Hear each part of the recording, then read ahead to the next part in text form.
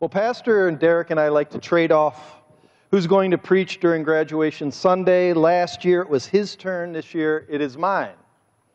In preparing for this message, I tried to put myself into the shoes of someone who had to speak to his son on graduation. So I began with this seed thought. If my son was graduating and he was going off to be a model, my son was graduating, this is what I would want him to know. So to properly write this, I'd have to ask some deeper questions. What would it be like if your son was graduating? What if he was your oldest son and people said he looked just like you, and while thinking about what you would say, a flood of memories rushed into your mind? Memories like taking him to the first day of school, getting him his first pair of nerdy glasses, walking step by step with him up the mountains of Wyoming, watching him work hard as a defensive leader on a soccer team, and eventually growing up and getting bigger muscles in you and making you laugh so hard that your belly hurt. What do you say to him? Good job.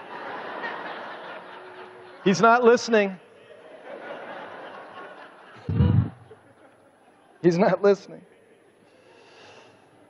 What if many of the other grads are his fellow students and friends? You have known most of his life. Some may have even grown up a couple doors down or shared sleepovers together or competed against each other in sports teams. What would you tell him? What would you tell them as they were preparing their next big steps into the future? This is heavy to think about. Believe it or not, as we've been going through 2 Peter, this passage that we're going to come to today is the perfect message a dad could give to his son as he heads out into the world. So if you could turn to 2 Peter chapter 3, we're going to look at 1 through 7, and I've titled this, Graduates, Beware. This is not about following your heart. It's not going to be about chasing your dreams, hoping that your hat flies as high as your dreams. None of that. This is hoping that you're prepared, really, to face the world. So let's hear what Peter has to say. 2 Peter chapter 3, 1 through 7.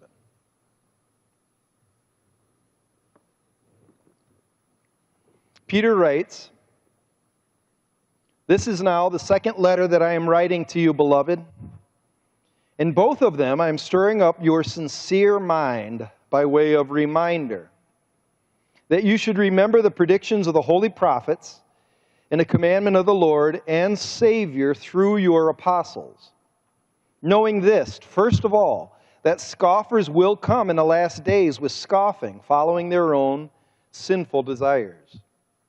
They will say, 'Where is the promise of his coming? For ever since the fathers fell asleep, all things are continuing as they were from the beginning of creation.'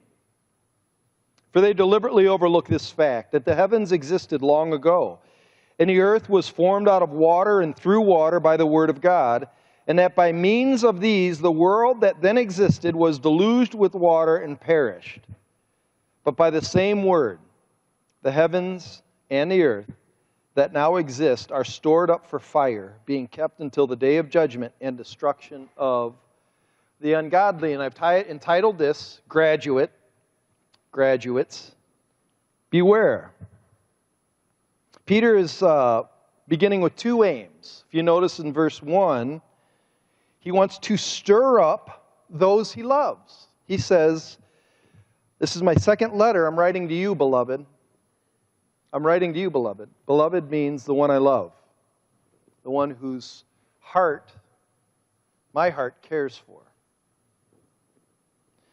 And what he wants to do is stir up wholesome thought. It says in verse 1, stirring up your sincere mind. The idea of having a sincere mind is to think rightly about the way the world really is. Being sincere. And I'm honest, I think that's what graduates need to understand. They need to have a mind that is prepared and ready to face a world that honestly lies to them every single day. So do we. We need to have wholesome thought. We need to have sincere sincere ability to discern who's lying to us, what they want from us, and what really is going on. The second thing is verse 2. He's talking about how this commandment first came from the holy prophets. That's the Old Testament. Then it came to Christ, and Christ delivered them through the holy apostles. So what he's basically saying is that this message that he's going to give to those who he loves are from this book, and they are to be trusted. If I could leave my son one piece of advice, and his friends one piece of advice above all things, trust what is written down in this book more than anything else. Honestly. Because the world doesn't buy it. Trust what Jesus says and put your whole life on His Word. Your whole life.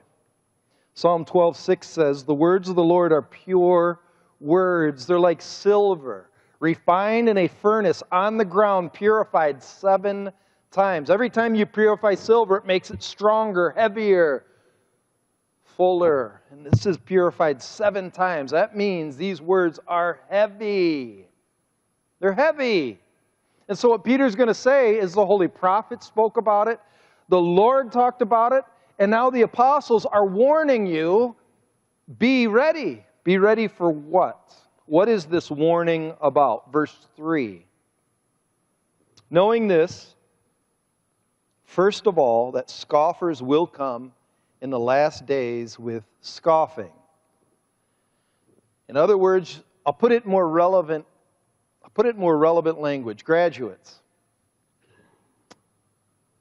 beware of the man in the tweed jacket. And you'll understand what I mean in a second. I'm going to tell you my story. I left home to head to college at the tender young age of 18 on a warm August day. Because I recently graduated high school, I really believed I was ready for anything. I now had a diploma. And that diploma meant I was a learned young gentleman, equipped with all the knowledge I needed to know the face of the world. I really believed that. I was mature, I felt smart, and I was now a man. That diploma meant I was a man. One of my first classes in college was called The Dynamics of Religion. I took it because I was always interested in God, and it was an elective, and I thought it would be very interesting. And I wanted to learn more about faith. I really didn't know much. I thought I did. That's the irony. I thought I was really learned in Scriptures, and I knew nothing. But when you're a high school senior, you think you do know everything. I did, at least. But I wasn't prepared for what I was about to be taught. My class was not about God. My class on dynamics of religion was how evolution and the progress of mankind and humanism led collective humanity from the dark ages of superstition into enlightenment. My class was honestly about how religion was made to mollify fear of these people running around in the bushes who worshiped pagan gods. That's what religion was, just to help them get through their fear of the bushes and the dark and the sun and the snake. And then enlightenment came and reason came, where then it turned into worshiping a lot of gods, into worshiping one God, eventually worshiping a God in the form of a man named Jesus Christ. That is the epitome of humanism. Man's worshiping himself. That's what he taught me. And I can remember one of the first days of class, I raised my hand and I said, "So what you're saying is that you don't believe Jesus is a real person. You think he's nothing more than a humanist ideal." And he smiled like that. Picked some lint off of his well-worn tweed jacket. And with patronizing eyes, he said, and I quote, I won't forget this, "Oh, Mr. Weeks, I see you are a religious traditionalist. Did you know you are a dying breed? It'll be fun to have you in class, and it'll be my pleasure to enlighten you into new thinking, progressive thinking." I'll never forget that. I was kind of shocked. I was taken aback. And I also was not mentally ready to face a 50-year-old man who for most of his life studied atheistic philosophy. I wasn't ready for it. I didn't know the arguments. I was like a mallard duck sitting in a lake in Kent County during hunting season. I was easy pickings.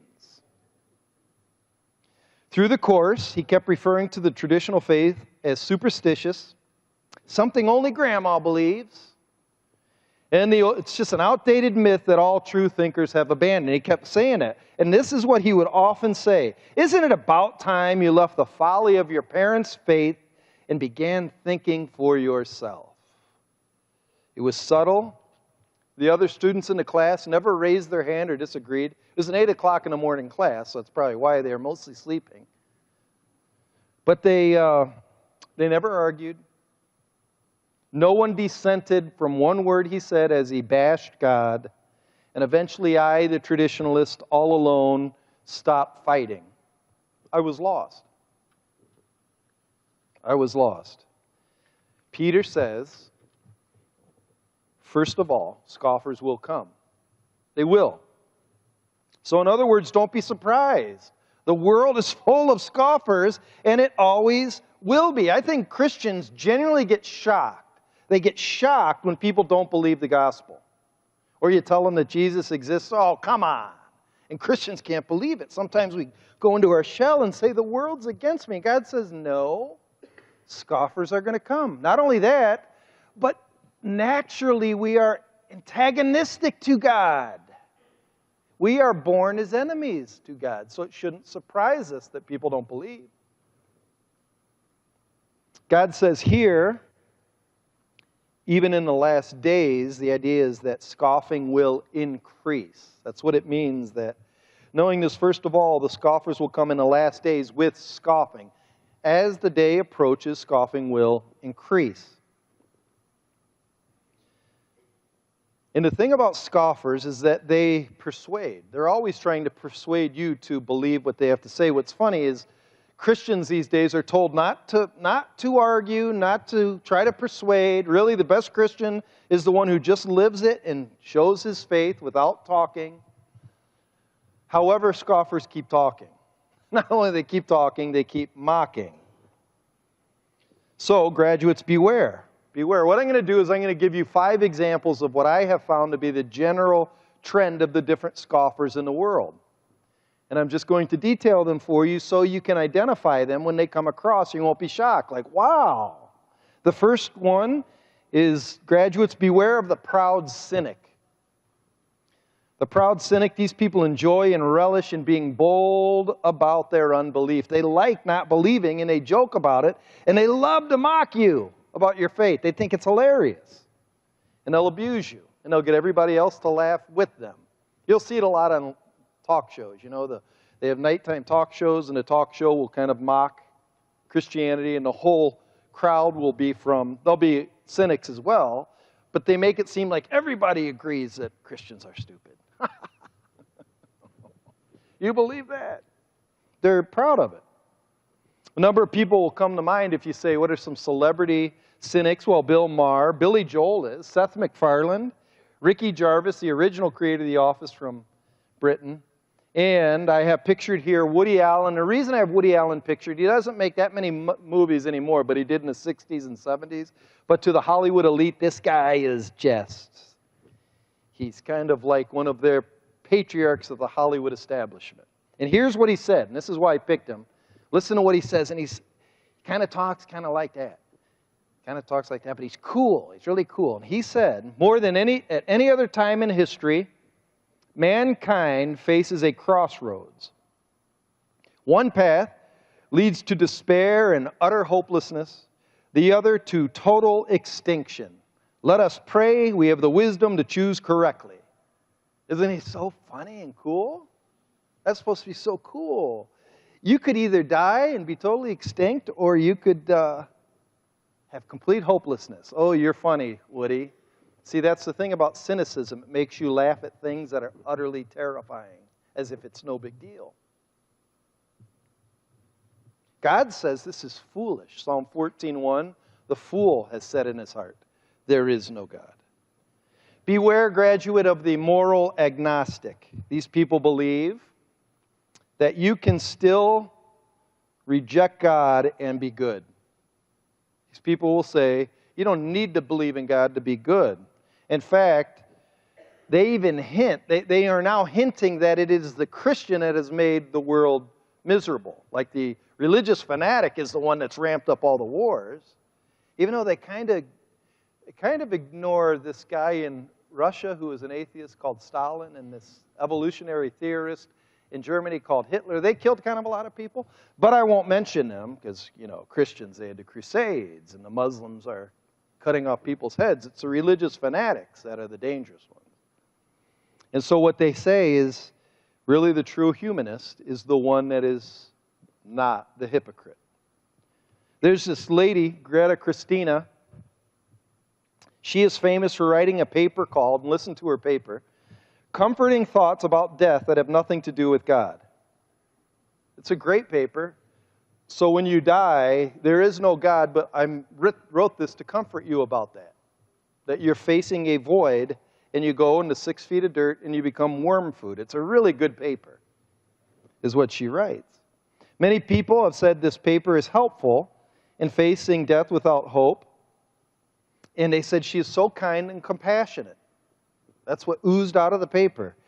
Reading the book, she is writing, in her writing, what she's going to do is she just bashes hypocritical Christians. Hypocrisy, which will be one person on this list, which really they're an easy target. Hypocrites are an easy target.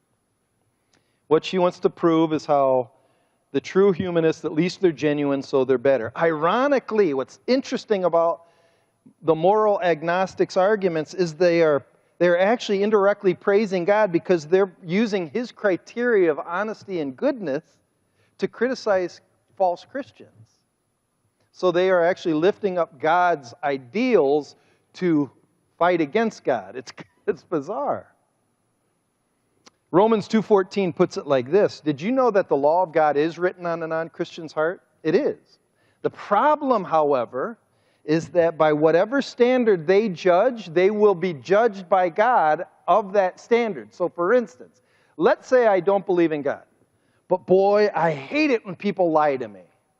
So when people lie to me, that's my judgment standard. That's a bad person because they lied to me. And then you ask the person who set up that standard, have you ever lied? The moment they've gone against their own standard, that's what God's going to judge them by. And everybody's guilty to their own law. We break our own law all the time. So beware of the brilliant atheist. These scoffers are smart, really smart, and that's their problem. They think they are too smart to even consider the foolishness of a man who died on a cross and his blood paid for sin. Really? You guys believe that? 1 Corinthians 1 says that God chose the foolish things of this world to confound the wisdom of this world. In other words, Christ is meant to cause them to stumble on their own pride. So you have here up Stephen Hawking. He is a theoretical physicist, or you could talk about evolutionary biologist Richard Dawkins or neuroscientist Sam Harris. They are too smart to accept faith as a child. That's the whole problem. It's funny, as I put this up, atheist is spelled wrong. I use I after E except after I before E except after C, and a guy came up who used to be a scoffer and said, you know, you spelled atheist wrong. But see, I did that purposely, see? Because if I do one thing wrong, the atheist won't listen to me. Because they never do anything wrong. But the problem is we all fail. We all deserve to be judged because we're all miserable sinners.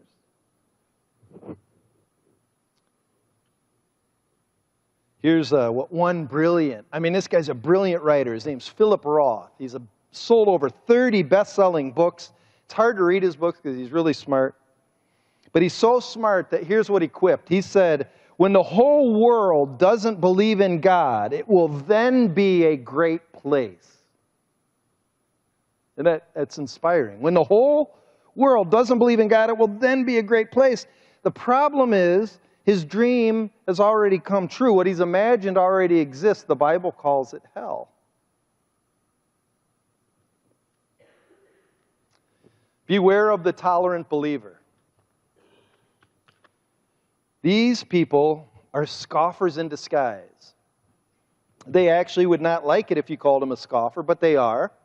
For instance, I have here pictured the writer Elizabeth Gilbert. Elizabeth Gilbert wrote the book Eat, Pray, Love. She's one of Oprah Winfrey's besties, her BFFs. She wrote this in her book Eat, Pray, Love. Culturally, though not theologically, I am a Christian. I was born a Protestant of the white Anglo-Saxon persuasion, and while I do love that great teacher of peace, who is called Jesus, and while I do reserve the right to ask myself in certain trying situations what indeed he would do, I can't swallow that one fixed rule of Christianity. What is that one fixed rule? Insisting that Christ is the only path to God. I can't swallow that. That's what she said. I'm a Christian, but I don't buy that. Strictly speaking, then, I cannot call myself a Christian, she says. Most of the Christians I know accept my feelings on this with grace and open-mindedness. But she's nice. See how nice she's nice. She's tolerant to people. She wants everybody to have their own opinion. That's okay. She's nice. But the only problem with being tolerant is you have no tolerance for the opinion of God. That's the problem with tolerance. When I'm being nice to everybody and saying everybody has the right to believe what they want to believe, the only person who doesn't have the right to believe what they want to believe is the person who made us able to believe, which is God himself. God has no right to have an opinion. Jeremiah in chapter 2 was writing to his people who left God for false idols. And he's writing from God's heart. In chapter 2, verse 5, it's one of the saddest verses in the Bible to me. God is looking at his people and he says to them, what is wrong with me that you left me? What about me don't you like that you have gone after the false idol? So if Jesus says he's the only way to God, which he does in John 14, verse 6, so if Jesus says he's the only way to God, and yet we say he is not, because there should be a lot of other options, isn't that another way to say we have no tolerance for his opinion? It's really not having tolerance. But isn't he the only one who died and rose again? So I think his opinion should have precedence. The final one is the practical atheist. And again, I spelled atheist wrong again, so please pardon me and forgive me. Hopefully you'll listen to me, even though I spelled it wrong. Practical atheist. This last person may be the most prevalent because he or she dwells in all of us. If you notice closely, that picture looks an awful lot like me. That was me at the age of 21 years old. I said all the right words at that age. I even proudly went to church and said as a Christian, but the way I lived outside of it, I ran with the scoffers, I joked with the God-haters, and I joined the ranks of people who had no respect for Christ. I would go to the parties where Christ's name wasn't used in reverence, and I would laugh. I thought it was hilarious. I ran with those who were cool and kind and tolerant, but they weren't loyal to Jesus. He was on my lips, but he was far from my heart. Far from my heart. This may be worse than scoffing, because I was sent to be light. Christians are sent to be light, but when we laugh and join in with the darkness, we're doing the opposite for which we've been sent. And most of all, I remember reading this verse. This is one of the verses that cut me, Luke 6:46. So as a practical atheist, you can say, go ahead and hit that, Declan. You can say, their hearts are far from me, but they speak lips. But Luke 6:46 is, that convicted me. Jesus says, Why do you call me Lord, Lord, and do not do what I say? That's practical atheism. I may believe, but practically the way I live it acts like I don't believe it. So how do scoffers operate? How would I tell my graduating son and his friends? How would I tell them to stay away or be protected? How do you avoid this incredible influence of the kindness of the scoffer? What Peter's going to do is he's going to show us three things that motivate the scoffer, just to give you an idea, underneath the surface. Because what happens is scoffers put on a good face. Usually they're cool, usually they're smart, usually they're trendy. But what Peter's going to do is he's going to go deeper and he's going to uncover what's really going on. And this is really pretty insightful. First of all, end of verse 3, he says, scoffers are actually just following their own sinful desires. That's what it says there in verse 3. So you can put it like this. Scoffers determine what is true more from their lust than from logic. They are led more by their beliefs than their desires. That's what it means by they will follow their sinful desires. We assume, in our culture, brilliant scientists and rational humanists are honest in their thinking. That they have come to their conclusions objectively. They looked at the cold, hard facts, and it led them to a theory, which led them to a disbelief in God. Truthfully, that's really not honest. And that's what Peter's saying. That's not true. Lust is tainting their logic. They hide that from you, however, underneath their intelligence and their justification. Most people who deny God deny Him because they don't like His holy standards. They don't like the way He wants us to live. Listen to this verse by Aldous Huxley. Aldous Huxley was this atheistic philosopher famous in the 50s, 60s, and 70s. And I use this because he was a scientist, he was a physicist, he was a smart dude. But he didn't believe in God, and here's the reason why. He says the pure love of truth is always mingled to some extent with the need to justify a given form of personal or social behavior. Meaning, just finding truth, you don't come to it purely because inside there is this mingled desire to have what I want the way I want it.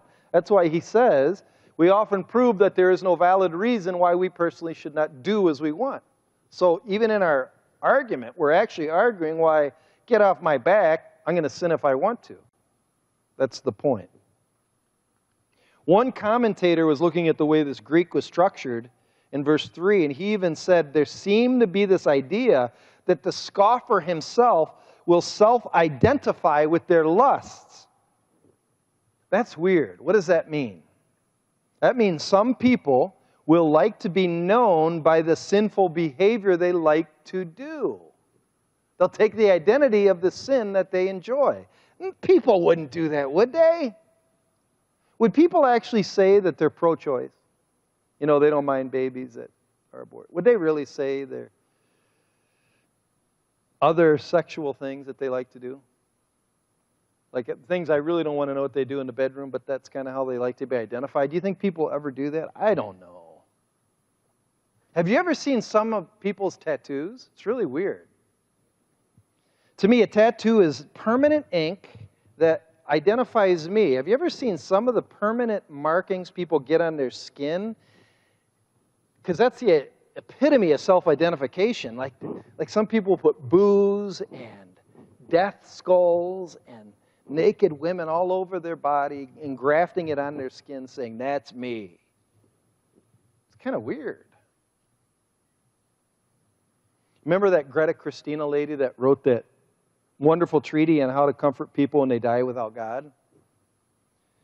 Well, what also you don't know about her is she is a prolific writer of pornography and pornographic literature for lesbian women.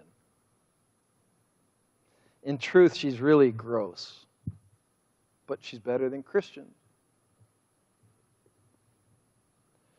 Second thing about scoffers, we'll see it in verse 4. They will say, where is the promise of His coming? For ever since the fathers fell asleep, all things are continuing as they were from the beginning of creation. Where is the promise of His coming? I've heard this blood moons thing for the last 6 years. When is the world going to blow up? I'm really excited about it. It hasn't happened yet. So here's the second point. Scoffers use questions not to ponder, but to persuade. They aren't asking where is the promise of His coming because they really know. They're using it as a way to slander God and the beliefs of Christians. They say it like this, where is the promise of His coming? Where is He? Hasn't He been saying for years He's coming back? Haven't you ever gone to those revivals where the rapture is going to happen tomorrow? I don't see it. You believe that stuff?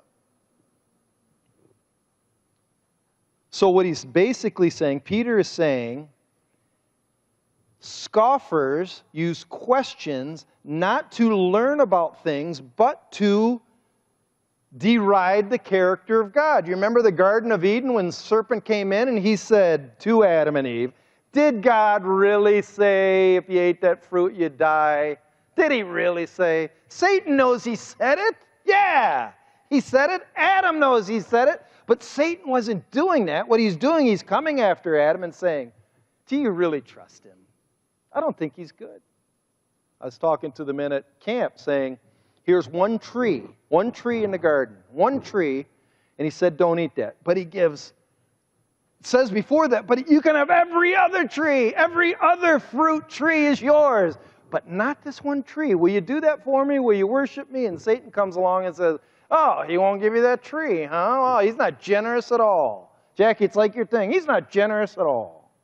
No, He's generous. But Satan's question is to doubt God's goodness. Did He really say? Are you sure you can really trust Jesus? Really? He said He's coming back again. I don't see Him. It's been a long time. It's been a long time. It's interesting, 2 weeks ago I talked about one of the resident cynics or false teachers, and he has a book, Love Wins, and you talk a lot about it, but that book is just loaded with questions, and every single question isn't to learn something, it's to mock God. Like one question, does God punish people for thousands of years with infinite eternal torment for things they did in their few finite years of life? Does He really want to know the answer to that, or is He just asking that so you'll be like, yeah, I knew God was not fair? That's the point of that question. But I'd love to talk to him. If he really is interested in that, I have some real answers for that. But most people, most scoffers, don't ask you questions to learn. They ask you questions so they can drop the mic and leave like they're so smart. You really believe that Bible? There's all kind of, why does it have so many contradictions? Drop mic, leave. And then what you do is like, oh my, you're right. No, I can't trust this Bible. It's to deride the character of God and His Word. Third thing about scoffers, and we find it in verse 5. For they deliberately overlook this fact, that the heavens existed long ago, and the earth was formed out of water and through water by the Word. And that by means of these, the world that then existed was deluged. That means just full of water and perished. But by the same word, the heavens and earth that now exist are stored up for fire, being kept until the day of judgment and destruction of the ungodly. Peter is saying that the same way God created, He can destroy, but the scoffer doesn't want to hear it. Instead of listening and believing, they just ignore that truth. So the third thing about scoffers is they deliberately ignore God. That's what verse 5 says. For they deliberately overlooked this fact. What's the fact? God created the world with His mouth. God watered the earth with water, but He also destroyed the earth with water. And someday, by the same mouth that He created, He's going to destroy the earth with fire. Can He not do that? If God can make the earth with His Word, can't He destroy it with His Word?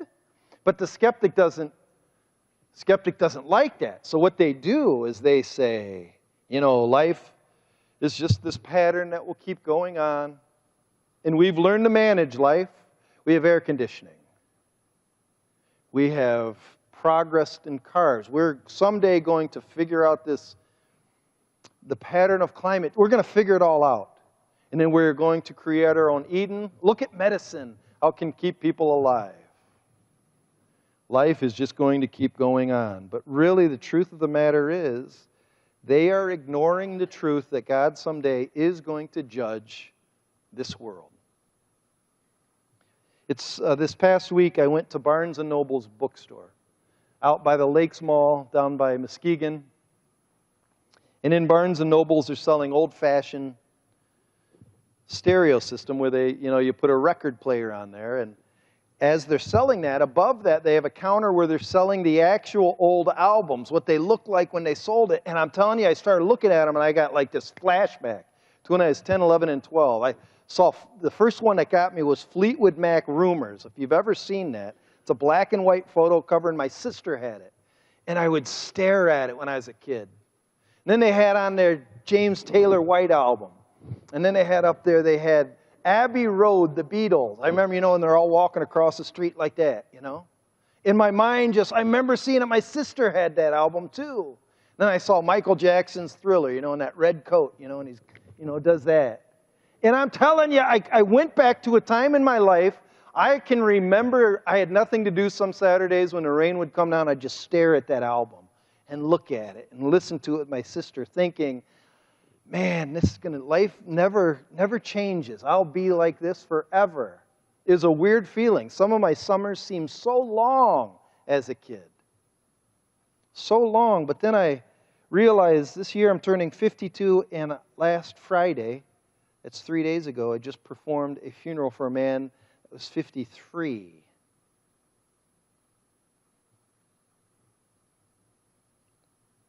Do you really think your life will just go on? Scoffers want you to believe it will. Why do you worry about it? Because the truth is, the reason they want you to think that is because they don't want to think that. They're scared. It's kind of like when you have a cavity in the back of your mouth, money to pay for it, you ignore it. They're scared of facing a holy God, so they try to ignore the bad news. They deliberately overlook. Romans says they suppress truth. And they aren't really prepared to meet God. So let's say I had a son who was graduating, and I had to sum up this message in my final message. What would I say? Here's what I would say. Dear son, you will die someday. Prepare for that someday today. Love, Dad.